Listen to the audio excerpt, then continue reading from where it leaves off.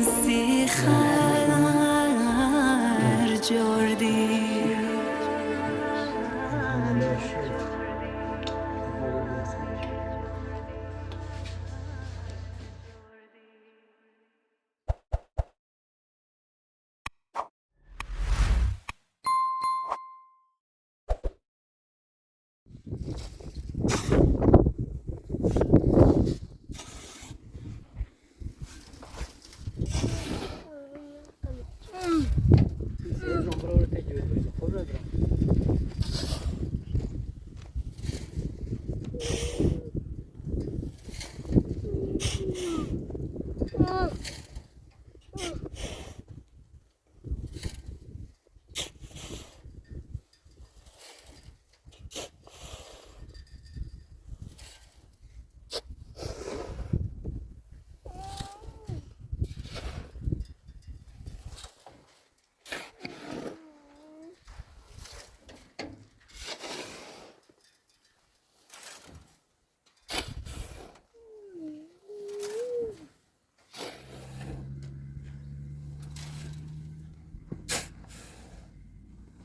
نه سنگ بذار زیر پاشی بشینه شارو زنی زیر پاش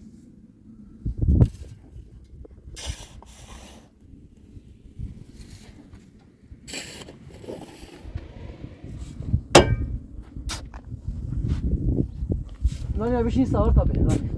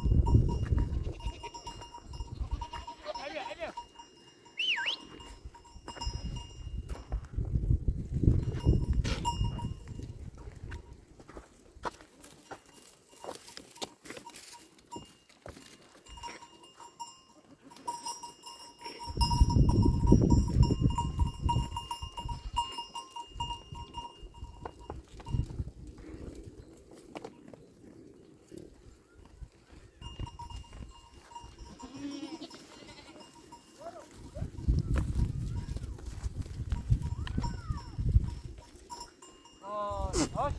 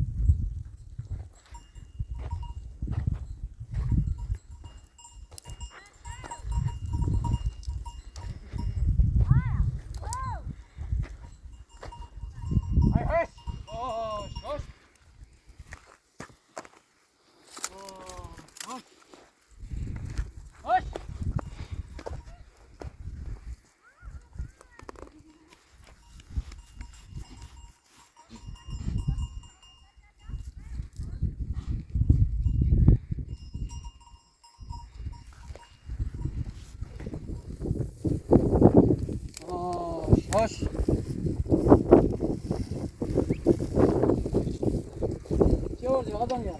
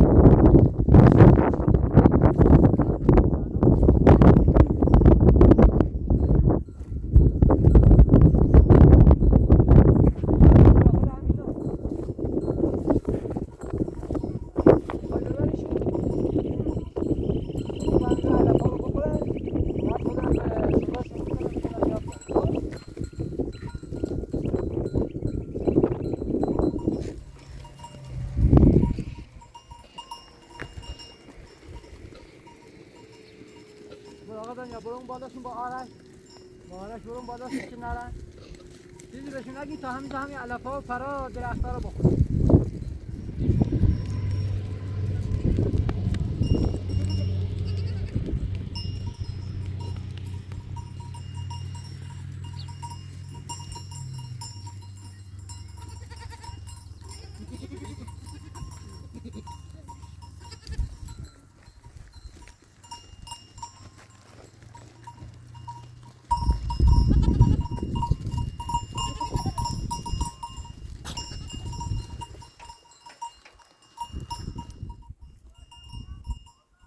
بیا آقا دانیال بیا قربونت برم بیا بیا عزیزم بیا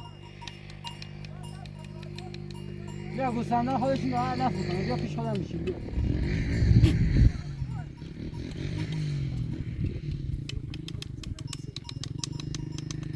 بیا بیا بیا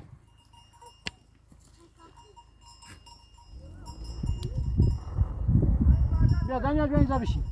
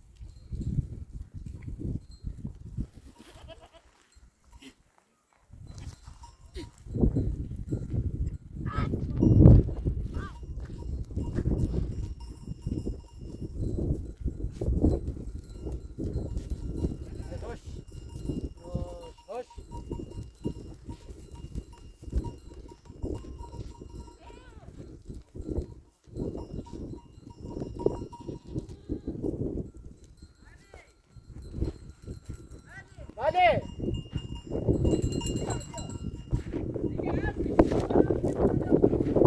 نه الان باید داره دیگه بچره اینجا میتونی با شما از آقا را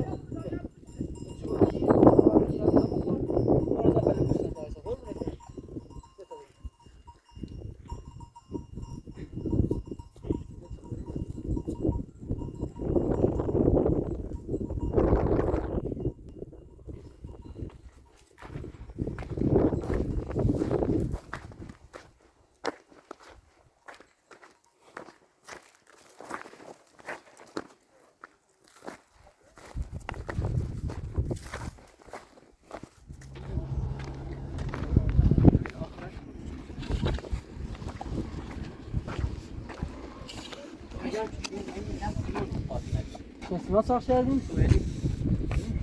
من خوبی؟ من خیلی واسه میمون ها؟ خسته شدی امروز ها؟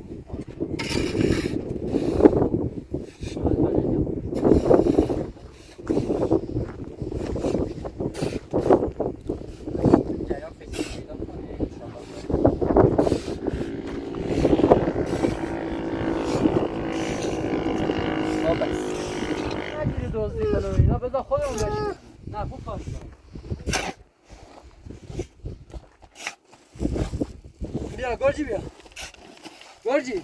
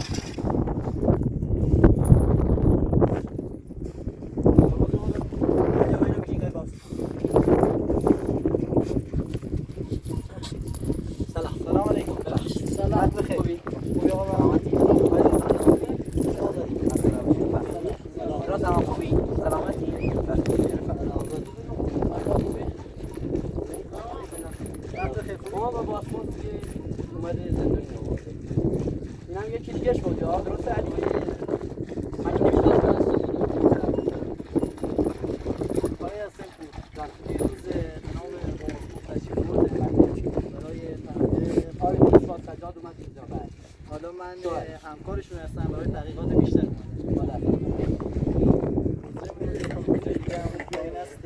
با سرباز یعنی هر سه تاشون با هم آوردی؟ آره این موضوع خواستم اینم توضیح بده برای 1000 تومان آورد پول دامون ما اونجا بودیم سیلشون یا خب بعدش خواستیم بریم بدزیمشون نترسیم عدیب و اینجا داشتن کار کار میکردن میکردن خب بابا مامانم کجا بود؟ در 4 نفر بود 4 نفر بودیم نترسیم در رفتیم سازمان بهتون پول داد آره روز اول آره روز دوم آمدیم 29 آره خب اومدیم تا خب داشتن کنون میشیم خب اومدیم ادیب و دانیال رفتن ما اومدیم این با این اومدن خب ما اومدیم تقریب شدیم به این رفتن خب این رفتن سدین شورایی ندیدیمشون خب رفتن نمیدونم در رفتن ما اومدیم تا هیچ خب پدر بزرگ شما برید با ساقه میگه شما 2 نفر بالا بودیم دانیال چطور بود؟ علی دانیال هم رفت کجا رفتن؟ بیا آقا دانیال بیا کبین بیا بیا حرکت کنید خودشون کجا بودن اجازه بدید ببخشید خودتون کجا بودید؟ اونجا هم رو حرکت کنید خب جان سرباز موجم بعدی رو صدا بزن آمادش کنید موجم بعدی رو صدا بزن این سربازی خدا بودی راسوان راسوان مگوی موضوع بعدی آماده کن واسه باز باشی خب الان شما دقیقا گفتید اینجا بود درسته؟ مسیرت خب بیا بالا بسیرت و شاهرخ بگی کجا بودن؟ همینجا بودم همینجا بود پدر بزرگ بیا پایین این قضیه مال 1 ماه پیشه خب دیگه الان دیگه گندم نیست گندم رو چید علی چید درسته؟ خب دیگه حالا دیگه هر چیز بازی خودتون دارین دیگه اینا سراسیمه میگه اومدن رفتن کجا رفتن؟ رفتم ببین رفتم خواست تغییر کنیم دل بسیرت خانم کجا بود؟ بسیار خانه هم خب شما بسیرت رو فقط رسوندی؟ بسیار نه سدید اینو رفتیم اومدیم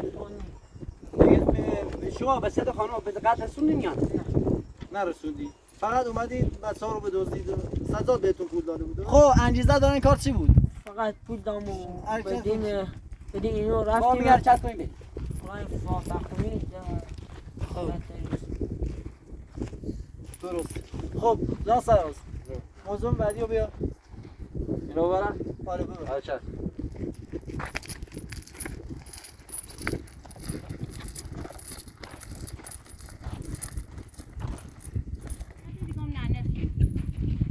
خب چیه؟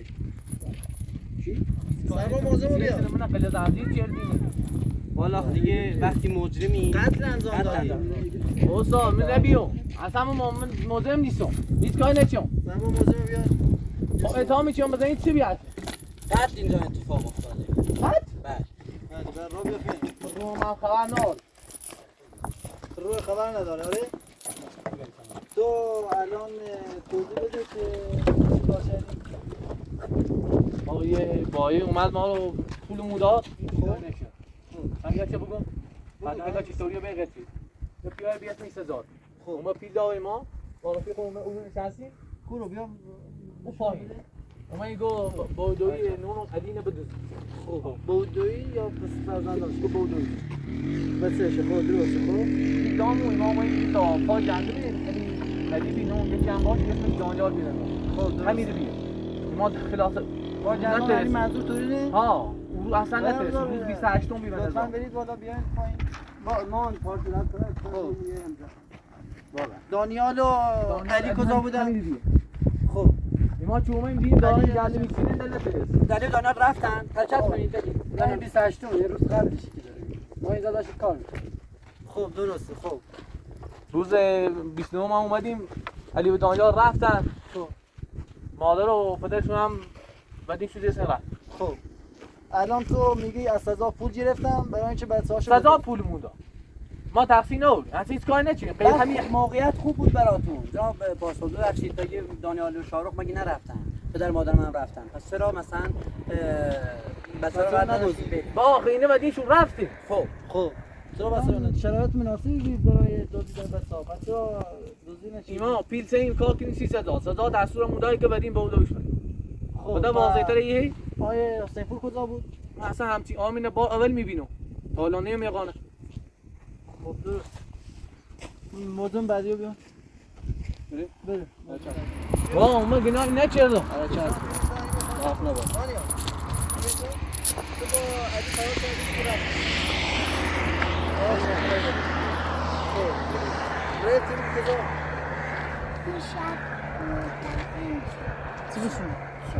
چو بسونی؟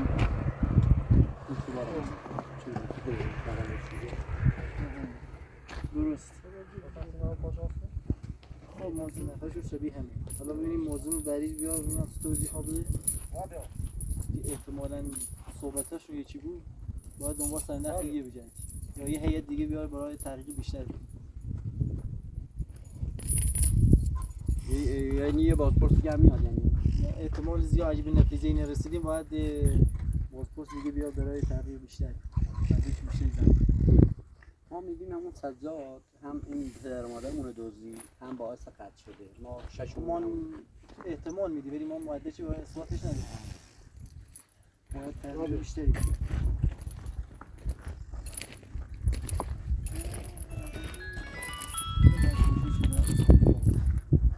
اسمت چیه؟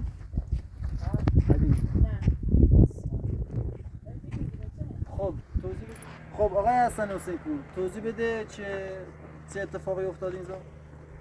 ما صدا دوبار ما رو بهمون پول داد گفت به بچه ها با دزدیم خب اومدیم اینجا روز 28 نشد خب توضیح بده قشنگ مادرش چه هم اینجا اتفاقی بود از این ور اومدیم خواستیم بچه هاشو بدازیم دیگه مادرش هم اینجا بود نذاشت خب روز 29 ما آمدیم شربدایی دوتا اینجا بودن اون سن داشتن گندم میسن آره دوتا روز 29 من نداشتیم من میرو خب میری بیان الان گفتی سزا بهتون پول داد چه بچه‌ها رو بدزدید الان شرایط مناسبی بود برای دزدیدن بچه‌ها چرا بچه‌ها رو ندزدید گفتی علی و دانیال اینجا حرکت کردن رفت دو تا مادر و پدر بزرگ هم سن بودن چرا بچه‌ها رو ندزدید فقط یه متقوی دوتا بدیم دوتا بریم باش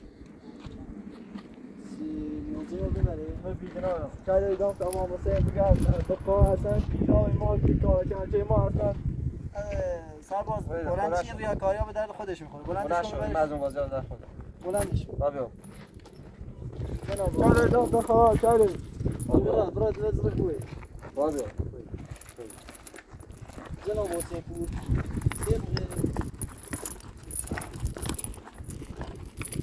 جناب حسین پور طبق این تحقیقاتی که انجام دادیم الان این 3 نفر موضوعی که آوردیم اینجا هر سه تاش یه توضیح دادن دقیقاً شبیه هم هیچ گونه اشکالی چیزی نداشت باید یا دنبال سر نخ دیگه بگردیم یا اگر شما به کسی شک دیگه ای دارین یا چیزی بابا ما به چش نداریم آقا یادم اومد ها دختر آسمان کرد شرط باشه داخل عریسینا من غیر ایده بکشم بسیرتو من زودتر نگم بله خب نه یادم الان تازه یادش اومده بله شوهر قبلی قصد داشت بیاد برای خواستگاری بصیرت شما اجازه نداد اومد خواستگاریش خب ولی مادر اون که اون دختر خواهر من خب. مادر و پدر اون اجازه بهش ندادن که او را بگیره خب اون داخل عروسی گفته من غیر ایرا بکشم بصیرتو ها اصلا ما دیگه اطلاع به اون این نداشتیم انو این آقا صدات اومد برای داماد خواهرم دختر خواهر ما گرفت او هم صدا معتاد همین که شد داخل زندانه میدونم ها خب. معتاد شد دو تا هم به صداش این فلزا ایرا داخل یه بیاونی من یک روز زندگی میکردم من رفتم برای سرزنی چه بشو سر بزنم تا داخل یه بیاونی من گفتم دختر خواهرم تنها ایره زندگی میکنه، آوردمش پیش خودمون. ده این مهندس بهمن و آقا علی دستشو در نکنه، ده پنهدار این دو تابطه من و باباش بودن. درست. این آقا هم معتاد بود، همین صدزاده. همین آقا صداد. درست. خب. معتاده چه بود، نیومد 3 ماه نیومد دنبال این بسر این زن. اوس دست آخرش اومد با زر و دعوا و یه عروسه چشم بود که اومد. ده نگفت به هم لباس میخوان، از این سما چی خرجشو رو میداد، چی لباس بهشون میداد، چی پشت پناهشو بود، چی یعنی پشت سرشون جدویشون کرد. هیچ اصلا کار نداشت، معتاد بود. خب او وقتا همون عروس که دختر خواهران بود آقا صداده که تایکاری کرد، که تایکاریش هم رفت دیگه رفت. ما یه چند روز ایمینش درگذشت. ما خب چه داشتیم اتفاق درو افتاد؟ میکردیم. بعدی علی هم با دانیال رفتن اونجا. خب بعد او رو یکی داخل خطه، یکی از بچه‌های خودمون ما را صدا زد، گفته عمه چل خورشید از دنیا رفت. ما دیگه رفتیم. شما رفتین مراسم؟ ها ما دیگه رفتیم. من از وسیلت خانم گفتم آقا شارخ همینجا بود، او آقا دانیال با علی رفت. علی رفته بود. درست. گفتم مواظب به گوسفندا و بچه ها باش تا ما برگردیم.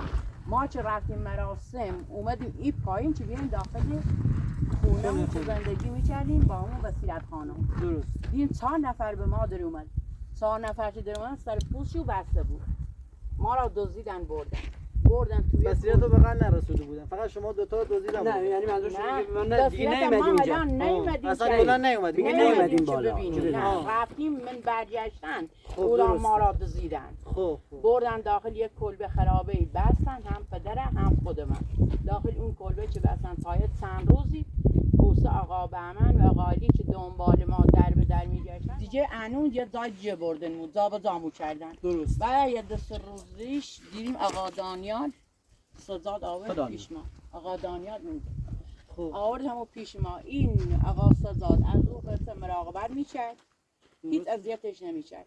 فقط ما را نه نون به ما میدادن، کم میدادن، بخور نمید. درسته. خب ولی خیلی هم اذیت میکردن. ما هم شما هیچ اطلاعی به قتل نداشتی هیچ اصلا؟ اطلاعی به این قتل نداشتیم، نرسیدیم به خونمون. میدونم چی میگی. خب متوجه هستم. وقتی که ما اومدیم اینجا بهمن و علی ما را آوردن تا خیلی هم نشسته بودیم و من اصرار میکردم، گفتم خانم بصیرت کجاست، دختر خواهرم کجاست، گفت الان رفته دنبال گوسفندا، نمیدونم رفته پایین الان میاد. اون همسایه اصلا شما ناراحت نشید؟ نه ها یه ساعت 2 ساعت شد هیچی. ناراحت نشید. او وقت گفتن این آقا شارخ اینجوری میکرد، نشخه میکشید، اینجوری میافتاد پایین. گفتن این داره چی میگه؟ آقا علی به من زدن زیر گریه. من دیگه شهید کردم که بصیرت خانم مرده و من قبرستون هم پول که نداشتن آقا علی دست بالش تنگید، بهمنم در به در دنبال ما میگشت. آقا علی اینجا خاکش کرد. درست. خب اینجا خاکش کرد. منم رفتم سر قبرستون گریه و زاری و اینو و هوش رفتم و دویدو رو ما یعنی الان بالا سر منو. این 4 نفری که شما رو دستگیر گرفتن همین 3 نفر آقا بودن، سزاد درسته؟ فقط میشناختم، اینا سرپوشو بسته نمیشناختم. باش. وقت ما در برای چی صدر همونجا تو همون تنگ یازی چرا نرفت اونجا مثلا خانواده شد؟ آقا سزاد دیگه محتاط شد خب رفته این بود. هدف دیگه ای داشته. خب بساش اونجا تنها بوده، ما هم نرفته بودیم اونجا. من این که دلیل رفتم نمیشه. سرزمین این دلیل نمیشه. او را دیدم، انچه من اطلاعی از آقا سزاد نداشتم. من رفتم سرزمین دختر خواهرم، من او یاون زندگی میکرد. من الان گفتم تو خب باشه. زن سواز موضوع رو پایین من موضوع ما گذاشتن تو داخل ون. داخل منم؟ باشه.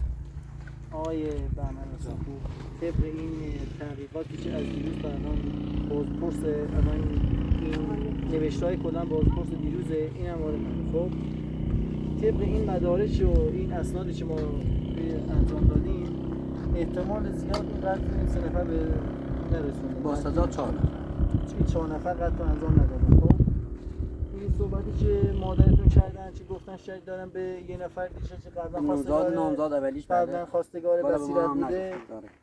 احتمال زیاد اون باشه. حالا باید توی زمینه تحقیقات دیگه انجام. یه لحظه تشریف میاری؟ چشم. این اسمی که گفتی تو قبلا خواستگار بصیرت بود لطفا مشخصاتش رو بهم بگو من یه شکایت بزنم. هدیه حسنی. علی حسنی. بله. آدرس خونه‌شو داری؟ بله اون پایین چلجه هست. خب از اون روستای دل می‌شیم. چلجه. روستای چلجه. درست. خب باش یه امضا بکن من شکایت رو واسه تنظیم کنم. اینجا آره. باش. آیا سمپور جان. من دیگه این شکایت رو تنظیم کردم فردا دست اگه درد خودم شیف بودم خب تشریف میارم برای تغییر اگه من نبودم همکارم تشریف میارم دستون در نکنه. خیلی ممنون. خدا ما رو شرمنده من کردی. دیگه ندارم. دستون در سایه نکنه. درست به خدا چای درست کردی. یه اصلا درسته نمی‌خوایم حالا ما. که دیگه ممنون، موقع خیلی شام مرسی. شام پیش هم می‌کنید جناب مرسی. صاحب. دست در خیلی نکنه. ممنون. خدا آقا شما خداحافظ. خداحافظ. خداحافظ. ممنون. خدا. سلام حضرتون. خداحافظتون. الان